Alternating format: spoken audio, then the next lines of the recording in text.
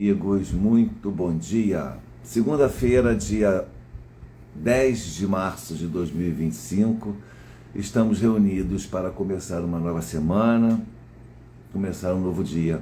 Bom dia, Regina querida, seu Luiz, sejam bem-vindos. Vamos lá, pessoal.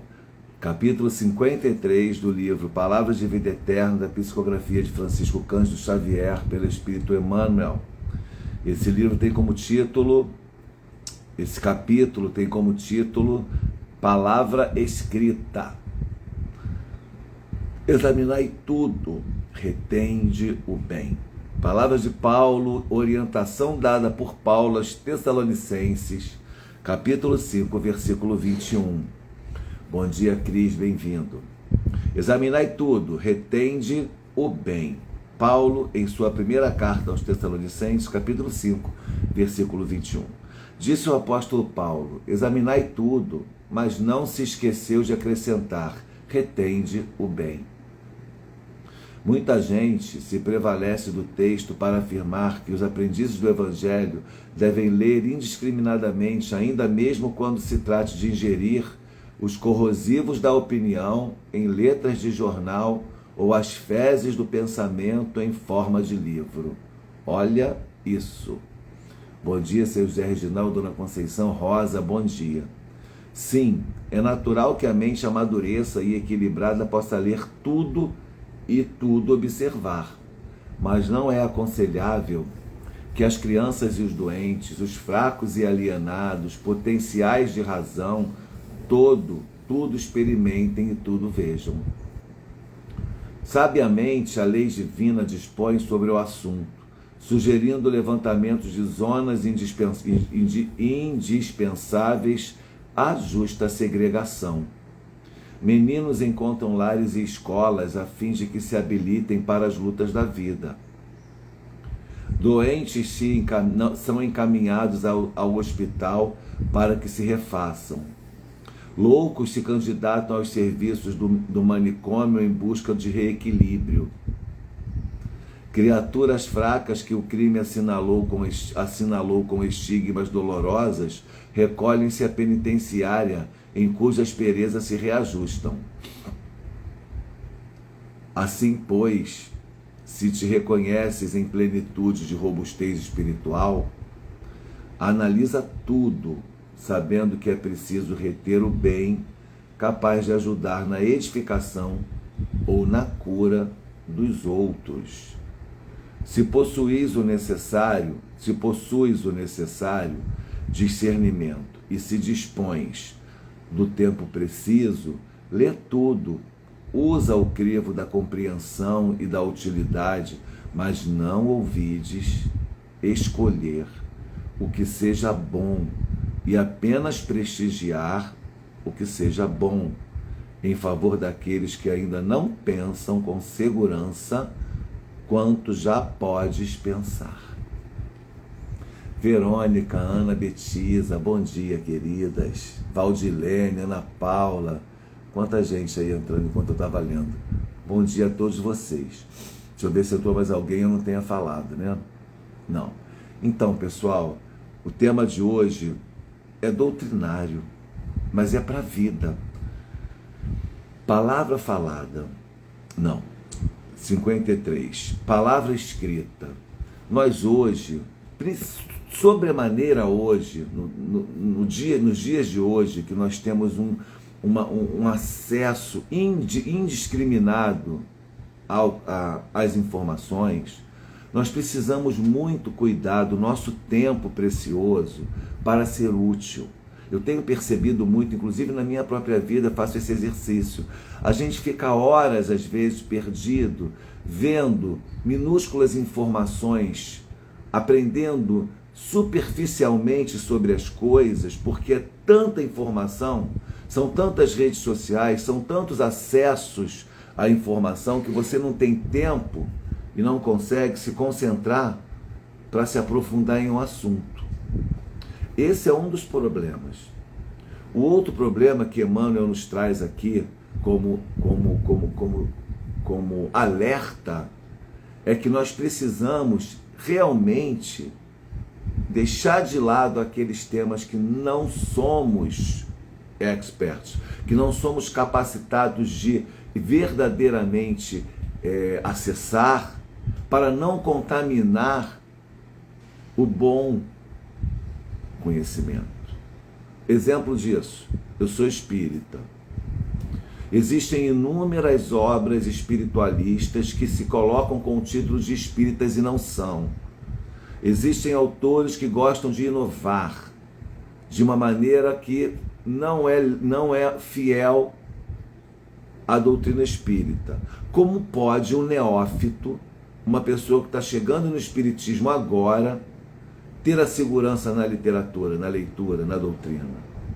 Se ele chegar e não tiver a orientação de alguém, ou não quiser, porque tem gente que é prepotente, que não quer saber de orientação. O espiritismo não tem pastor, não tem padre, não tem... Qual é o problema? Não tem que seguir as orientações do dirigente. Nós temos dirigentes, nós temos coordenadores de áreas, nós temos pessoas especializadas nos temas, nas matérias, em cada área da casa espírita tem alguém que vai te dar uma boa orientação. E nós temos sempre uma coordenação doutrinária. Por quê? Justamente porque Emmanuel está falando. De repente você vai ler um livro achando que é espírita e é espiritualista, não é espírita. E o pior, tem conceitos equivocados, aí você aprende errado. É muito mais difícil consertar do que pegar a pessoa crua e aprender. Então isso tudo, em todos os segmentos da vida. Você vai fazer um curso técnico, você vai fazer uma especialização, você vai fazer uma faculdade, você vai lá pegar os livros do direito, por exemplo, do estudante de direito. Se o cara ficar aleatoriamente vendo material de qualquer um, sem pegar os principais, os melhores, os mais profundos, vai perder tempo e não vai aprender. O tempo é precioso. Nós temos que ter responsabilidade com o nosso tempo. Esse tempo agora aqui, que nós estamos tendo, esses minutos, são preciosos. Muitos, se não estivessem aqui, estariam na ociosidade doutrinária, intelectual. Então, só que nós temos que ter responsabilidade. Então, aquele que já tem conhecimento suficiente para navegar no mundo do conhecimento aí sem risco, beleza. Sabe o que por exemplo, dentro do espiritismo, o que eu costumo dizer para o neófito? Quando a pessoa vem me fazer perguntas sobre a doutrina, dos livros que pode ler, que pode ou deixa de poder ler, eu sempre digo o seguinte: se você não tiver tempo e não quiser me perguntar sobre um livro, olha lá e vê se é da FEB. Se for editora FEB, leia com segurança, não tenha medo. Se não for editora FEB, cuidado, venha falar conosco. Tem as editoras certas, a Leon Denis, tem a editora da Mansão do Caminho e tem a editora FEB. Essas três editoras são de segurança doutrinária. Não que as outras não sejam, mas essas são consagradamente espíritas e nós conhecemos as obras. Então não tem risco. Por quê? Justamente pelo que o Emmanuel está falando aqui. Se a pessoa que não tem tanto conhecimento, deixa eu ver aqui se eu acho aqui, se possui quando ele fala do discernimento, sim, é natural que a mente amadurecida e equilibrada possa ler tudo e tudo observar. Você pode ler o que você quiser, não está proibido, mas não é aconselhável que as crianças, os doentes, os fracos, os alienados, potenciais da razão, tudo experimentem, tudo vejam. Sabiamente, a lei divina dispõe sobre os assuntos, sugerindo o levantamento de zonas indispensáveis à justa segregação. Meninos encontram lares e escolas a fim de que se habilitem para as lutas da vida. Então, as pessoas começam num ponto. As crianças vão para a escola, os doentes vão ao hospital, os delinquentes vão para os presídios. Para quê? Para se autoconhecer, para se aprimorarem, para adquirirem experiência e não errarem, aqueles que já erraram no passado, terem substância para enfrentar a vida. A criança, o adolescente, o jovem vai para a faculdade estudar, vai para o colégio aprender, vai para o ensino fundamental, para ter o quê? Substância. Como é que você pode pegar uma pessoa que não teve substância e entregar uma obra? Como é que pode uma pessoa que não tem conhecimento? Porque o que eu estou aqui mais preocupado, gente, não é de você adquirir conhecimento e pronto. É esse conhecimento fazer mal a você. Ler coisas que não são adequadas, ler coisas que são equivocadas, podem trazer consequências. Então nós precisamos ter responsabilidade até com a nossa leitura. Aí eu te pergunto, você está filtrando? Quando você recebe sabe aquelas frases de Clarice Lispector, que 90% não são de Clarice Lispector? É o que está acontecendo. Às vezes eu vejo frases de Chico Xavier, que está na cara que não são dele, mas as pessoas chapam em todas as redes sociais, fazem comentários, eu digo, gente, que loucura. Fulano, será que fulano falou isso mesmo? Vai lá pesquisar, na mesma ferramenta de conhecimento, na ferramenta de acesso, também tem como você pesquisar e saber se aquela obra, se aquela palavra, se aquela frase, se aquele texto é daquele autor ou não. Na mesma ferramenta de informação você encontra os dispositivos de segurança, mas só que dá trabalho e aí você acha que é perda de tempo. Deixa pra lá, não vai fazer mal a ninguém. Não. Mas até quando? Até o momento em que você chega a se deparar com uma obra, com uma matéria que seja inadequada, que te leve a um pensamento errado, equivocado, até você voltar para a ideia certa, você já se prejudicou. E o tempo que você perdeu, então não é quantidade, é qualidade. Outro dia eu estava falando com uma pessoa, que eu estou lendo um livro de psicologia que é muito profundo, e eu estou lendo vários outros ao mesmo tempo, eu tenho que trabalhar, eu tenho a minha vida, enfim. Então esse livro, como não é prioridade na minha vida, ele está aqui, de vez em quando eu vou lá e leio mais um capítulo. Aí essa pessoa chegou para mim e falou assim, desde quando você começou a ler esse livro, eu já li 5. Resta saber se você absorveu os conhecimentos em tão pouco tempo de 5 livros. O que adianta você ler 5 livros se você só não está absorvendo o livro? Porque não tem como a mente absorver tão rapidamente tanta informação e absorver e digerir e transformar aquilo em atitudes, porque é uma reflexão. Ler te convida a refletir. Então não é ler 10 obras em um ano, é ler verdadeiramente uma obra e depois outra obra. Isso é uma das partes que Emmanuel está me dizendo aqui. Mas a mais importante, repito, e que tem que ficar na nossa mente para encerrar essa conversa é: cuidado com aquela quantidade devastadora, com aquela enxurrada de informações que vem hoje pela internet para a gente, que essa quantidade é tão exacerbada que não te permite se aprofundar em matéria nenhuma, em tema nenhum, e você fica na superficialidade. As pessoas não estão mais lendo e-mail até o fim.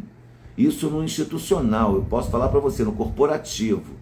Eu mando um e-mail para um cliente, se ele tiver um textão, o cliente não chega. As pessoas não estão chegando ao final.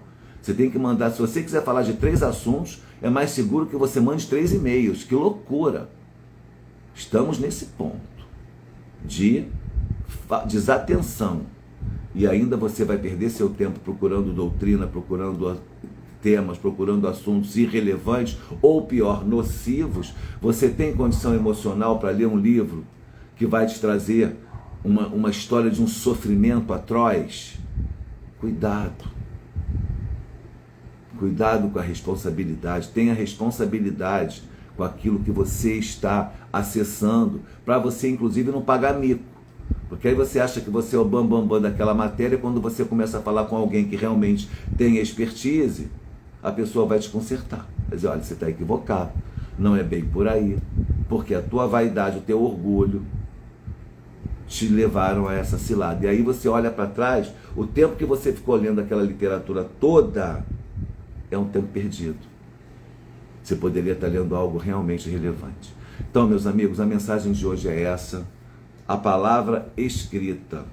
Examinai tudo e retém o bem.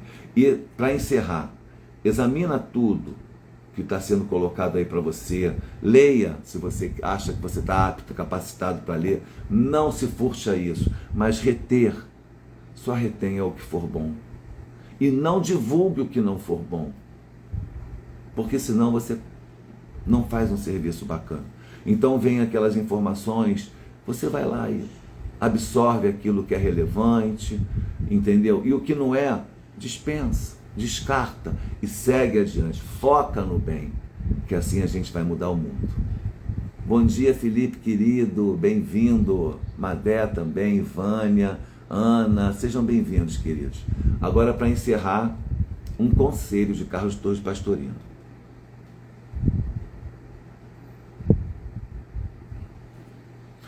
Do capítulo 257, a gente está falando de bem, a gente está falando de estudo no bem, né? Reter o melhor.